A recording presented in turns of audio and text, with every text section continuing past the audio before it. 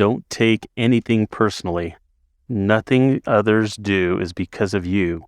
What others say and do is a projection of their own reality, their own dream. When you are immune to the opinions and actions of others, you won't be the victim of needless suffering. Don Miguel Ruiz.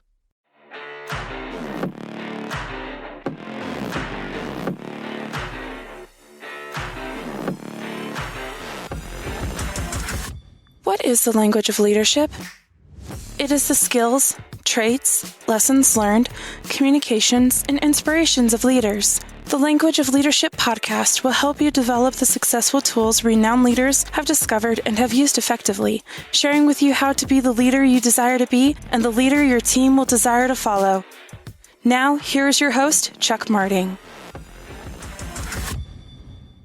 Hello, and welcome to this week's episode of The Language of Leadership. I'm your host, Chuck Marting.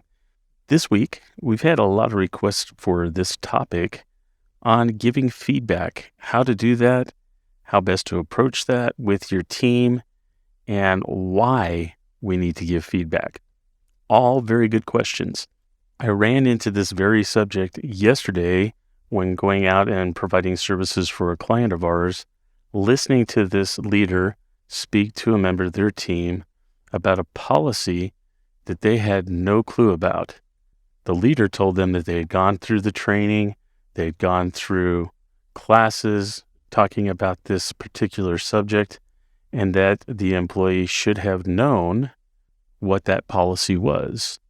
But the interaction that I saw with the two, the feedback that each was giving to each other, really made me understand why this topic is necessary. So that's why we decided to talk about feedback, trying to give you some ideas on how to best handle that and to be effective in doing this with your team so that it isn't something that is seen as adversarial, but something that is a team building effort, not only for you as a leader, but also for your team. You know, all leaders at some time will give feedback to team members or even employees. Some of it is effective, and some, because of how it is given, can become very adversarial and confrontational. So what kind of feedback helps you achieve the result you want with your team? It starts with offering feedback in a balanced way, and it helps people become better and focused on their strengths while helping to target a few key areas for improvement. Feedback should help to improve, motivate, and build hope, not injure, demoralize, or even demotivate. Providing feedback that leads to positive change is an ongoing learning process for all of us. So take some time to think through how effective you are at delivering feedback. If you see the results you're hoping for, then you're doing it right. We think of feedback as offering the individual our own observations or suggestions. In a leadership context, however, we should be asking our team members to give themselves feedback first when we speak with them. Questions to ask your team should include, what do you like about what you've done? What seems to be working well? What would you have done differently? What are a few areas you can improve? What have you learned? How will you use your new learning in the future? What will you do differently in the future? What are the benefits of doing things differently? Only then should you offer, may I make a few suggestions or observations? The people you lead will probably give themselves the feedback you intend to give, and they will take more ownership of it if they speak it themselves. You know, afterwards, if necessary, you can always make factual observations and needed suggestions of your own that you've observed. Honest feedback will provide an excellent avenue for self-awareness, and it is vitally important to every leadership encounter. It's surprising how often people reject it. The old adage, you can lead a horse to water, but you can't make him drink, that definitely can be applied here. Feedback can lead to effective and transformational change, but feedback is often squelched or ignored. You know, employees sometimes fear feedback, and they don't realize it's a real life-sustaining gift aimed at helping them improve their performance. Sometimes a team member may even be reluctant, fearing repercussions, discipline, or being targeted by a leader for giving honest feedback. Even the leadership itself has to be interested to see the higher up or the further you go in many organizations, the less likely you'll find managers or even senior leaders who embrace or happily receive feedback. So as leaders, we have to prepare people to receive honest and helpful feedback and understand that the value it has, as well as being open ourselves to receiving feedback from those we lead or who we may support, is vital. Fear and victimization and blame can quickly permeate an organization's culture. Defensiveness and lack of engagement can be common when being reluctant to provide feedback that we're asking for with our teams. Dr. Stephen Covey even stated, "You can hire someone's hand back, but you can't never hire their heart, mind, and spirit. Those must be volunteered." You as a leader can help others see the understanding that both personal and organizationally where they stand and how they can effectively improve or contribute to their own personal growth as well as the teams. The teams you lead should desire to bring their hearts, minds, and spirits to work. And when they do that in the workplace, we as leaders should provide the safety and trust these team members deserve and they need in that workplace. I would venture to say we have all seen, or worse yet, worked for someone we looked at as a dictator who thrived on control, fear, and intimidation. This approach is ineffective and it creates contention in your workplace. Because of this type of leadership, employees often fear receiving feedback because they think it will always be negative or destructive. Sometimes teams may even feel that the leaders that they have are themselves not open or prepared to receive feedback from them. You as a leader need to help your team know you as a leader will benefit from honest feedback, and also emphasize that not only are you willing to provide honest and timely feedback, you're open and need feedback from them as well so you can be effective in how you support them and to improve your leadership. In order to be an effective leader, you have to rely on your ability to making every decision, explaining to your team what to do and how to do it. And you have to emphasize communication, whether that's in verbal communication, direct reports, or even when you're documenting progress. As a knowledgeable leader, you have to seek and empower your team to make their own decisions. You have to be open to feedback and allowing your team to unleash their talents in order for the organization to achieve its goals and priorities. This should be our motivating factor when leading our teams. Oftentimes, you'll find you're not just your team's leader, but you're also their coach, helping them to understand themselves both personally and organizationally will help your employees to free up their hearts, minds, and spirits to work. And it will also help them improve your workplace, and the feedback encourages this sort of safety and trust. Remember, a dictator thrives on control, fear, and perpetuates this type of reputation among their team and their employees. An extremely important principle to remember is when your team has no real involvement or ownership over change in your organization, they will not have full commitment to the organization. Instead, your team will be resistant to any changes in the organizations that have been made and will even resent any feedback you give them. You as their leader, you have to change this when your team is encouraged to be engaged, and how they are being trusted needs to be emphasized.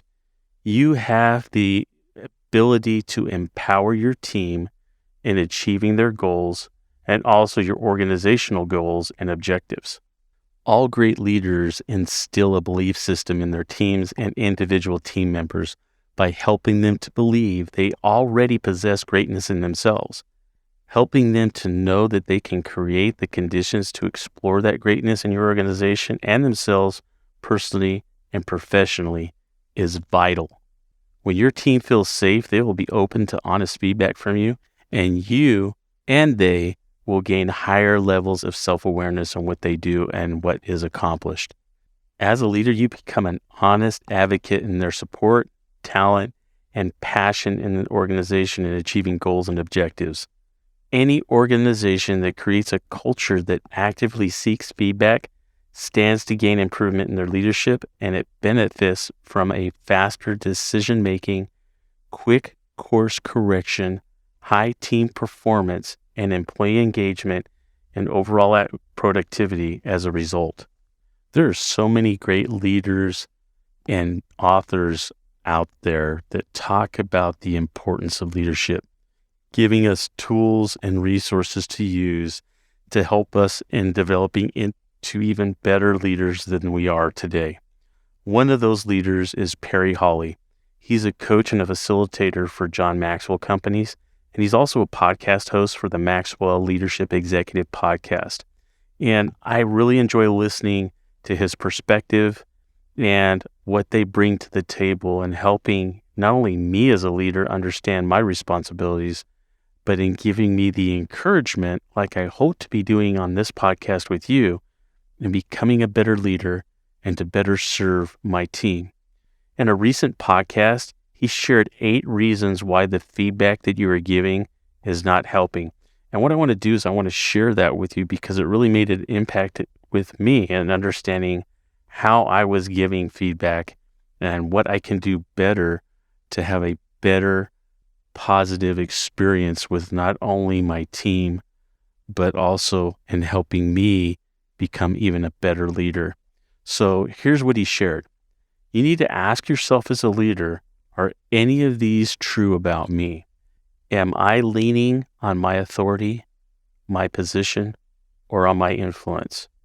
Have you earned the right to be heard by others, or do you depend on your title as the boss to make the message stick? Number 2, are you dictating the feedback or using a combination of great questions and inviting a conversation? He uses the examples, one thing I really liked was this, and one area I thought you could improve on was that, or what do you think? Number 3, are you listening to the person to whom you are providing feedback? What is their perception of your observations? Number 4, are you delivering a monologue or is your feedback session a dialogue?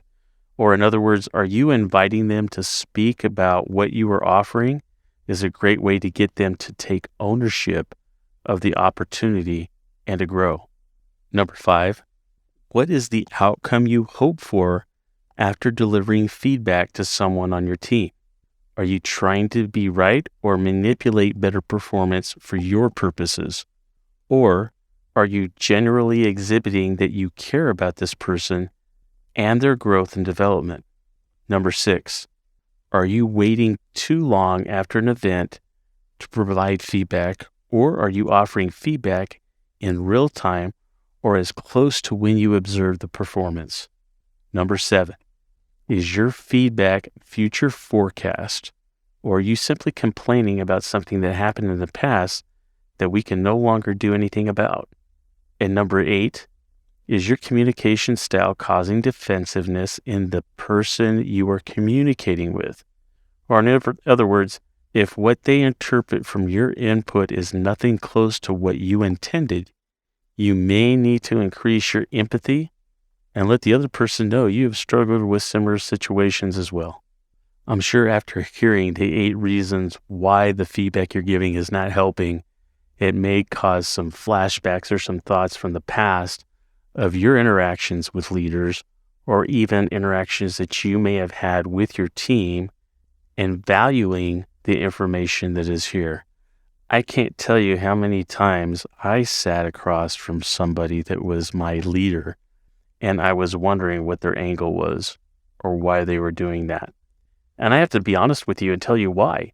The reason for that is I often was wondering, because this was the only time I heard anything from this leader, and then when I did, it was always negative or because of perceived problem or an issue.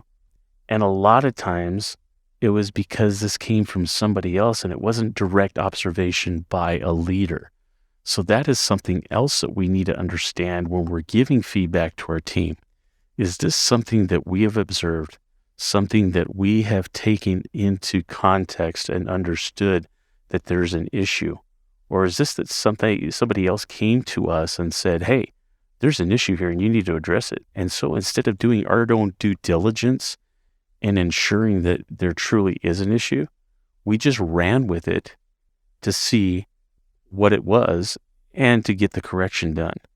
This is a disservice not only to yourself as a leader, and it goes towards your credibility, as well as how we're not serving that member on our team or giving them the help and guidance that they need to be successful on our team. This can easily be done. And I can give you an example when there was an individual in the workplace that I was in that became severely ill, and it looked like they were no longer going to be able to continue in their position on our team. There was talks about what was going to happen within the organization with that individual's position, whether they were going to be let go, whether they were going to be given a medical leave or whatever it was. And the other question was, how could we as team members serve this individual and help them knowing that they weren't going to come back to work? This interpretation of this conversation with our team in a locker room was overheard by another supervisor. And this supervisor didn't get the whole context of what was being said other than walking in at a certain point and hearing only a portion of the conversation that was occurring, and then went to our leader at that time and said, hey, you need to address this. There's some people on your team that are causing some contention within the workplace and trying to stir people up. And this was absolutely not the case. We were pulled in individually by this leader who, rightfully so, was very upset about what he had heard and what was reported to him. The bottom line was there was a lot of communication that needed to be had in this situation. And to this leader's credit, he did come in very confrontationally, but he allowed each member on the team to explain to him what actually occurred. One of the closing statements that this leader said was that it was an important lesson for him to learn, that he had just found out that he needs to take information like this with a grain of salt and then come to his team and ask them what their feelings are, or addressing the situation in a different way that was going to be constructive instead of confrontational like what we had.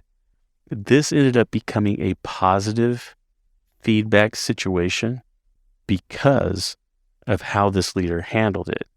My point, though, in talking to all of you about and relaying this story to you is to remember that a lot of times with this feedback, it needs to be honest feedback that we ourselves have witnessed so that we can best address it. Because who else other than yourself is better equipped to understand and address feedback within your team? Having outside people who do not have that interaction, that do not work with this team on a daily basis, is going to understand how this team works, how this team interacts with each other, and if there truly is an issue or a problem.